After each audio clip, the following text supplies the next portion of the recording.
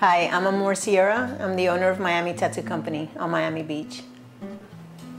So I ended up buying this studio specifically to help human trafficking survivors cover up those tattoos.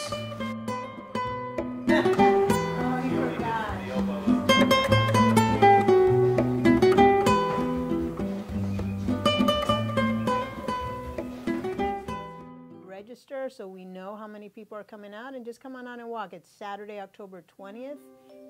Got involved with the wrong crowd, left home really young, at like 15 years old, 16. And that, allowed things to happen to me. I had bad things happen to me: abuse, rape, homelessness. And so I eventually did quit my job, and then just started trying to venture out to find out what it was that God wanted me to do. And it was through that process, just a little over 6 years ago, that I started finding out about human trafficking.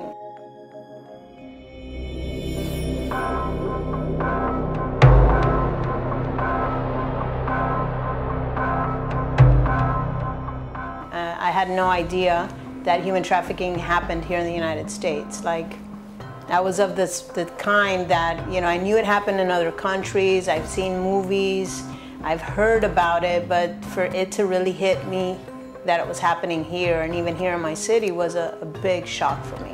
When I first got involved, we would hear the stories, different things that I would see.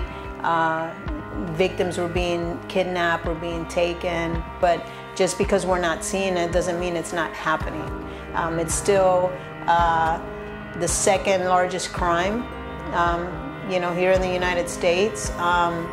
It's still a multi-million, maybe even billion-dollar industry.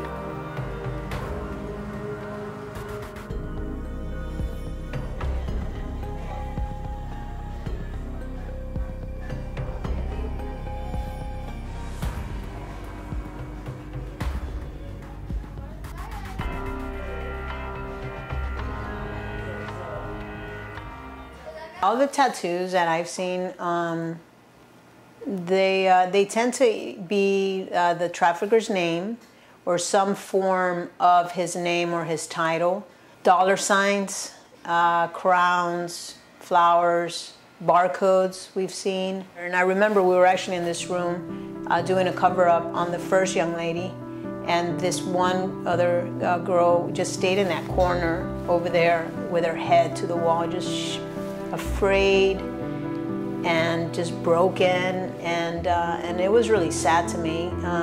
The next day was her day for the cover-up, and we did the cover-up on her. It was a long process because she had a big brand, and I'll just never forget the moment that we gave her a mirror and she just started looking at the new tattoo, and how her face just started lighting up, and she started hugging me.